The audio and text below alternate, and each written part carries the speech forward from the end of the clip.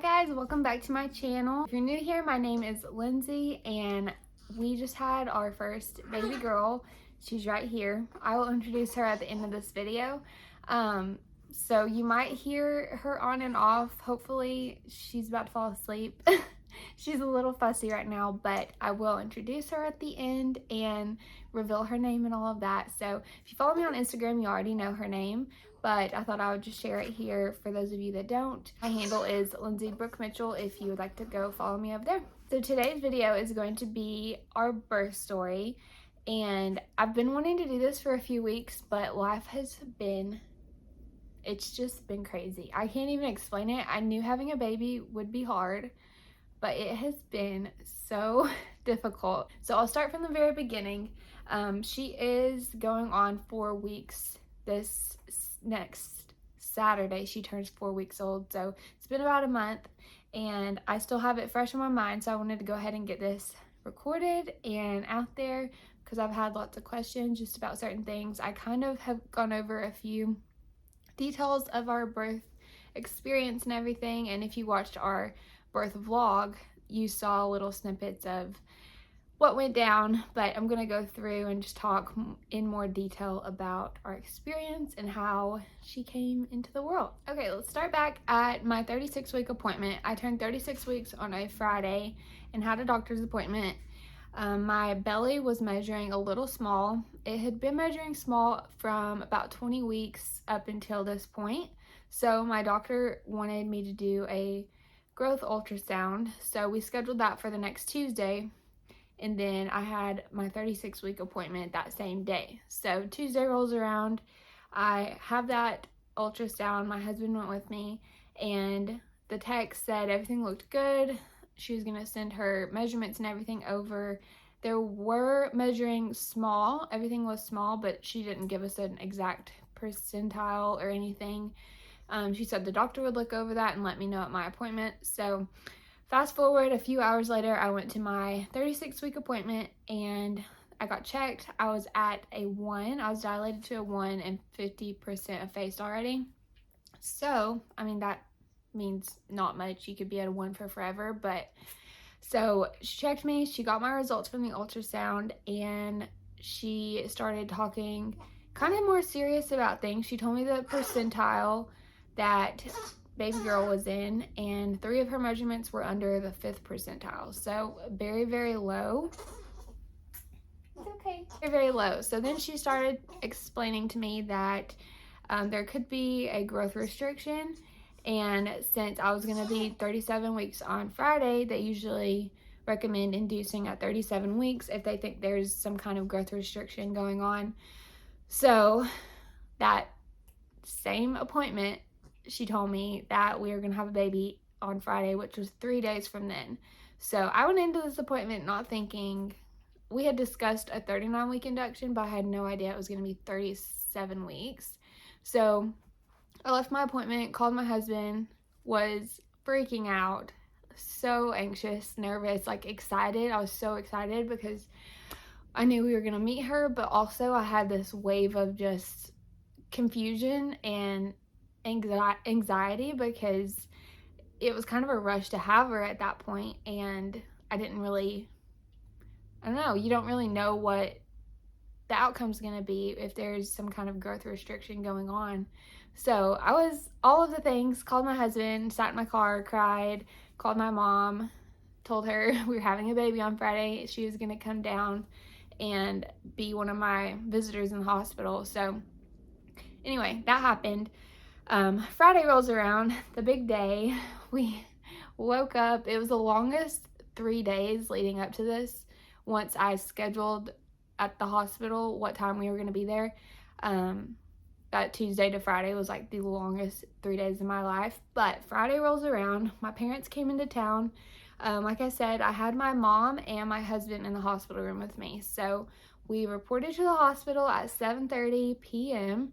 and it took a while to get in. We sat in the waiting room for 2 hours because they had some emergency things going on. So the anticipation was just, you know, up there and we were getting antsy. I think we got in a room around 9:30 and it was a really big room. It was nice. So 9:30, and they started me on Cytotec. I've heard of Cytotec. I haven't really looked into it, but I knew that that was probably what they were going to start me on. So what that does is it just softens your cervix. It's like a pill that they insert, and it helps soften everything. And it's like a slow induction to begin with. So I got my IVs, all of that, which that hurt almost worse than giving birth. I hated getting the IVs, but I guess around 10 o'clock we started with the first dose of Cytotec, and you wait about 4 hours with that, and then they check you, and then you keep doing more doses if needed. So we did the first dose, I got checked, was still at a 1. Then we did the second dose at around maybe 2 a.m. And then that went until 8 a.m. the next day, and I got checked again and was still at a 1. So that didn't really do anything. Like, it didn't make me dilate anymore, but it did soften everything, they said. So around 9 o'clock that next day, which was Saturday, November 20th, that's the day that everything happened. So the night was long, and we didn't sleep at all, really. And it was just, it was a long night, longest night of my life. But about 9 o'clock, my actual doctor got there, and she came in the room, and we were talking through if we wanted to do another dose of Cytotec. And since it wasn't making me dilate at all, she decided not to. So we went straight into breaking my water, and that was such an experience. You always like try to imagine what your water breaking is gonna feel like, and like you never know, is it gonna happen on its own, is it gonna be broken by somebody? So at 9 o'clock on Saturday, my doctor broke my water. I was still at a 1 at that point, so she broke my water. At that point they started Pitocin very, very low, and the plan was just to go gradually from there. So from about 8 to 11, I would say, it was about 3 hours, they slowly bumped up Pitocin during that time, but like super slow. I was contracting, and I was handling it pretty well. It was getting more painful. Contractions are weird. It's not what I expected, but it did hurt. It was painful, and I did end up getting the epidural, so I'll talk through that. But it was interesting. I didn't expect it to feel like it did. I expected something way worse, but at the same time I didn't do it natural, so it did hurt, but it just wasn't the pain I was expecting. So around 11 they came back and checked me again, and I was at a 3 at this point. And then about an hour later I was starting to feel quite a bit more pain, and they're getting more intense. So I asked for the epidural at that point, and they checked me right before the epidural, and I was at a 4 at that point. So I made it to a 4 without anything. So the epidural was a whole process. If you're scared of the epidural, for one, it does not hurt. I didn't think it hurt at all. I didn't really know what to expect. You hear some people say it hurts, and some people say they don't feel anything. So I was going into pretty much the whole day, the whole experience, I was going into it with a very open mind, and I didn't want to have an expectation really of anything, because I knew if I was anxious or worried about any specific thing, it was going to drive me crazy. So I really was so just open about everything and didn't put too much expectation on anything. So the epidural, or the anesthesia, I can't say this word, the anesthesiologist came in, not say that word to save my life. She came in, and it was about 20 minutes after I asked for it, so my contractions were getting a little bit worse, and this was a whole process. It took a little bit of time. My mom, she said it took probably 2 or 3 times longer than what it should have, which I didn't know any better because I had never had one before. But she had a hard time getting it in my back where it needed to go. She said my back muscles were just super tight, and she had a really hard time. So I was balled up on the edge of the bed. I don't even know how long I was there. I just know I was profusely sweating. I was sweating so bad. I had a death grip on my husband's hand and my nurse's hand, and it was a long process because you have to sit there through contractions, not move. And anyway, long story short, it didn't really hurt. It was more painful just having to sit still and know, like, the thought of there being a needle in my back was painful, but it wasn't actually painful because they numb the area and everything before they actually do it. So got the epidural. That kicked in slowly. It wasn't what I expected either. I was expecting to feel nothing, but I could feel lots of pressure still, and I didn't really know that that was gonna happen. So I was a little taken back from that, but the sharpness was definitely taken off, and I could just feel like minimal pressure at this point because I was only at like a 4 or so. So around 1:30, my nurse came in, and after the epidural had time to set in and everything, she was like, okay, we're gonna bump the Pitocin up and turn you on your side. So they put one of the stirrups, I don't know if that's the right word, the thing that holds your leg. So she put one of those up, turned me on my side, and put one of my legs up. So she elevated one leg, and it kind of opens your, just opens everything up for the baby to slide down into position better. So she bumped Pitocin up, put me in the pretzel is what she called it, and I was in that position for about maybe 45 minutes, I would say. And she came back after that, and I told her that I was starting to feel like an immense amount of pressure, way more than I had been. So she checked me, and I had gone from a 4 to an 8, like super, super fast. So this position that she put me in definitely did something. And yes, I was at an 8 at this point. It was about 2 o'clock, I would say. And so she was like, okay, we're going to turn you on your other side.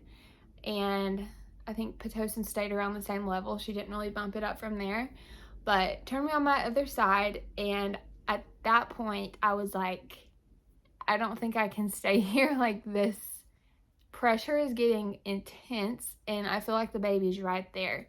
And about at that point, I started transitioning, and it was no time. Like, I had no time to prepare. I didn't have time to put makeup on. I was like going to put makeup on. My husband had just left the room to go get lunch for him and my mom, and he came back, and literally I was starting to transition, and things just like took off out of nowhere. It was kind of terrifying because the room wasn't prepped, nothing was ready yet, and it was just like a whirlwind that happened within about 30 minutes. So she turned me on my other side, like I was saying, and I told her, like, I'm just feeling way too much, and I asked if I could get a little bit more medicine. So I pushed the button to get more of the epidural push, and that started to set in, but it wasn't doing much at all. So it happened so fast, I think the pain just got, like, the medicine wasn't keeping up with everything. So we asked the anesthesiologist to come back and just like set everything up some more because it was happening so quickly and the medicine wasn't doing much. So I went from an 8 to a 10 super quick. The transition was intense. I will say that was the most intense part of the whole birth experience. I started shaking like so uncontrollably. I had to actually bite down on a towel because I thought I was gonna break my teeth. Like, it was so bad. And my husband was like holding my body like down into the bed because it was crazy how much I was shaking. So at this point I had my mom on this side, my husband on this side, really nobody else in the room at this point. That's why it was so scary, because nothing was ready for me to give birth, and people were just like scattered trying to get things together. And while all the chaos was going on in the room of people trying to get equipment in there and lights, I was in so much pain and transitioning very quickly. So like I said, I had the shakes, and then I got just this awful wave of nausea. And I didn't actually throw up, but I thought I was going to quite a few times up until I pushed her out. So the nurse checked me again about just a few minutes. She went and grabbed some people and started trying to get the room ready and prepared. So the baby's nurses came in and were getting her area set up, and then my nurse checked me again, and she's like, you were at a 10, and she called, my doctor was across the hospital with another patient, so she assured me she was going to be there, like she was on her way, she said, but she did not make it in time. But my nurse called, she was like, we need to get any doctor in here. She is at a 10+1 at this point, and I was just like, it's such a weird thing because I didn't even feel like I was in my own body at this point. If you've had a baby, I'm sure you know the feeling. It's like you just have to do it, and you don't even feel like you're really there. It's such an out-of-body experience. And yeah, so she called, another doctor came in. I had never met this doctor before, so it was fine. I'm not weird about that. So it was time to push, and we started. I didn't have any practice pushes, so I didn't even really know what I was doing. This is my first baby. Never pushed a baby out before, and we didn't have any practice with it. So we started the pushes, and I was doing the best I could. I really didn't know what I was doing because I asked for a little bit more medicine, and it was starting to kick in like right at time that it needed to kick in. So I was trying my hardest to push, still had my mom and husband up. They were helping me, you know, keep my legs up and all of that. So I think we went through 4 rounds of contractions, pushing, and at first it was all good. I'd say about the first 3 were good. I was doing what I was supposed to be doing. Things were progressing. She was down there. I could feel the pressure. I knew she was coming. But then they asked for a heart rate check on the baby, and her heart rate had dropped down into the 70s.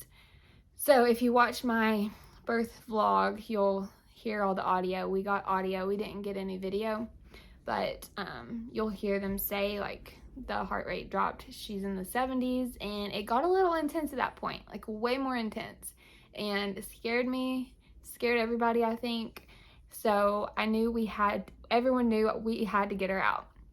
So I pushed again. She didn't come, and then the last push, they noticed that the cord was wrapped around her neck, and it was around there twice, I think. So I finally got her out. Her heart rate ended up coming back up, and they had to hurry and unwrap the cord when she came out, and she didn't cry for a little bit, which was terrifying, because there I am laying there. I can't see what's going on, and you expect your baby to come out, you know, crying and laying on your chest. None of that happened. I didn't get the normal experience at all. So she came out. They kind of laid her on me. They hurried, and my doctor yelled, like, we need to go ahead and cut the cord. We didn't have time to, like, let it sit there for a little bit. They went ahead and cut it so they could get her over to the little baby station to try to get her to breathe and cry. So she finally cried a tiny bit, and then they got her over to where they were working on her, and her lungs were just full of so much since she was only 37 weeks. So they're sucking snot out, sucking all this fluid out, and finally she kind of cries, but it still doesn't sound like a normal baby cry. You can tell she has lots going on. So I heard them call the NICU, and they literally put her on my chest for maybe 15 seconds. I got to see her little face and kiss her head, and that was it. They took her down to the NICU, and my husband went with the nurses down to see what was going on, and he was taking pictures, and I got to see a few pictures. But yeah, it was such a hard evening. We had her at 2:42 p.m. and I didn't see her until it was probably like 9 o'clock that night. It had been about 5 or 6 hours. So it was so painful. I wouldn't wish that on anybody. It was hard. Like, I had a hard time even realizing that I had just had a baby, because I had a baby, but then the baby was taken away from me. And it was just a really weird experience. And it's kind of making me emotional thinking back on it. But yeah, we got to see her later that night, and she stayed in the NICU for a week. And I'll get into that here in a second. But after they took her and everything, I just had to get stitched up, do a few things. And then since I got the last minute push of the medicine, I was numb for quite a bit. So I actually stayed in that room for, I think it was like 3 hours after. And then we got transferred to a postpartum room and all of that. And yeah, everything was good. At that point, medicine started wearing off and I got so sore. I was just in a lot of pain, and which that's to expect, you just birthed a baby, but it kind of took me back how bad I was hurting. So anyway, that night we went down to see her in the NICU, and walking in there for the first time, or I guess I was wheeled in there. My husband had to push me in a wheelchair because I was still kind of numb in my legs, but I completely lost it. Because I hadn't seen my baby since, it was like 5 hours ago, and whew, now she's hooked up to all of these. She had monitors all over her, had tubes in her throat and her nose. I didn't think I would cry, but this is it's hard to think back on. She had tubes in her nose and throat and tape all over her, and just looked pitiful, honestly. And it's just such a scene going into the NICU, because there's, monitors going off and constant beeping, and every time something beeps, you're like, is that my baby? Because it's kind of an open room, so there's babies all around, and it's exhausting and makes you so anxious being in there. But I remember seeing her just hooked up to everything, and I wasn't really expecting that, and it was just really hard to see her that way for the first time, because I barely got to see her when I had her, and then seeing her like that was pretty awful. So anyway, the reason she was in the NICU is because her lungs were full of so much, since she did come early. I think around like 38 weeks, babies have a hormone that they produce that kind of tells their body to start getting rid of the fluid that's in their lungs for when they are birthed. And since she came early, she didn't really have time to get rid of the fluid in her lungs, so she just needed some help breathing. Her breathing was super, super fast. It was scary to see her little back move up and down while she breathed, but she did progress really, really well. I will say, we were only there for a week, and I have such a place in my heart for parents that have babies in the NICU for, any amount of time, really. But I couldn't imagine for longer than a week. It was the most exhausting week, just going back and forth to the hospital and walking in that same room. And it was just a lot. And I have a lot of sympathy for parents that have to experience that. But anyway, she progressed really well. Every day we got good news, and she was doing better little by little. And about 5 days in, they told us that her bilirubin levels were up, so they wanted to put her under lights, and that kind of extended everything. And so she did a full day in this little box with the blue lights, and then levels went down, but they wanted to do one more day in the blanket. It's where they put the blue light in the blanket, and she did that for a day. And then it was actually Thanksgiving Day, we went and got to room in with her, is what they call it. They have a room in the NICU where you stay overnight before you take your baby home the next day. So we roomed in on Thanksgiving night, which I told my husband that's like the one Thanksgiving we're never gonna forget. Every Thanksgiving I feel like we're gonna remember this Thanksgiving. But we stayed with her in the room that night, and then we got to take her home the next day. And it was exactly a week after we had her that we got to take her home. So that was a very fun day, just finally bringing a baby home and feeling like I had a baby at that point. It was such a hard thing mentally for me to have the baby and then be discharged from the hospital without the baby, and come home and you're like in your house and you know in your mind that you just had a baby, but she's not physically with you. So it's just mentally very hard, and I didn't like, the connection wasn't really there for a while.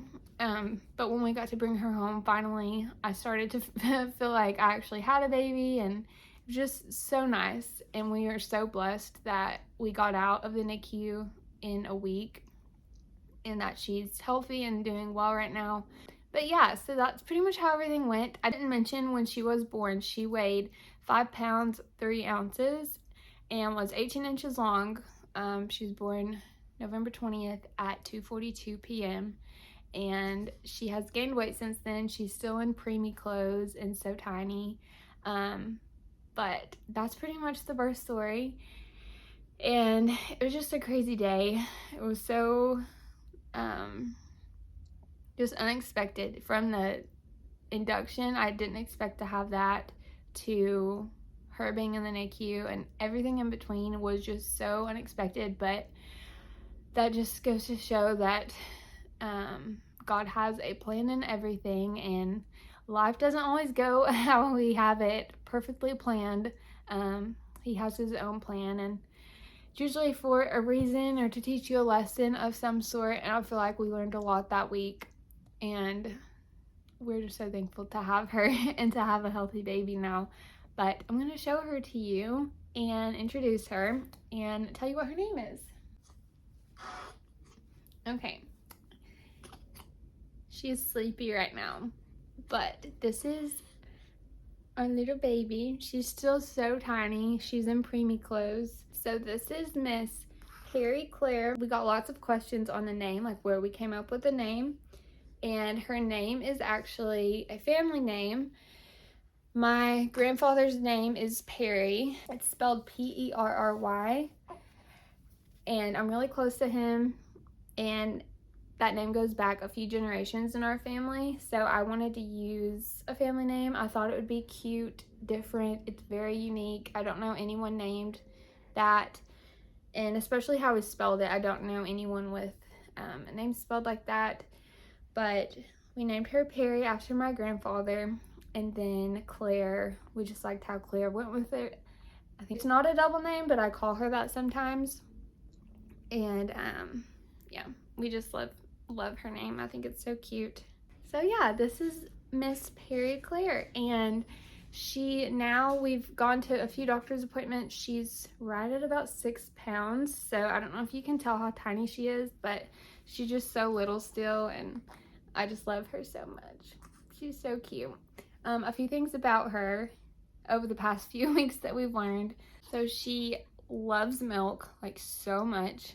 I knew babies loved milk, obviously, but she is a little milk monster. And it's so funny. She has quite the personality already. It cracks us up. She's got so much attitude, and I love it at the same time, but it's gonna be a lot when she's older, I think, if it sticks with her. And yeah, she's just so beautiful, and we love her. And I think she has her dad's eyes and nose, and I think she has my lips and chin. And we love that she has hair. I was not expecting her to have hair. But yeah, this is Miss Perry Claire. And I wish she was awake to say hi, but I'm kind of glad she's sleeping right now too. Alright guys, thank you so much for watching today's video.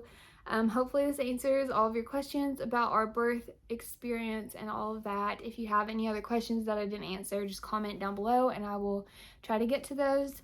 But again, if you want to keep up with Perry and pictures of her or daily things that go on, be sure to follow me on Instagram at Lindsay Brooke Mitchell. I post a lot over there, so would love to have you follow me there. Also, subscribe down below if you are not and want to follow along, and give this video a thumbs up if you enjoyed it. Thank you all so much for watching, and I'll see you in the next one. Bye.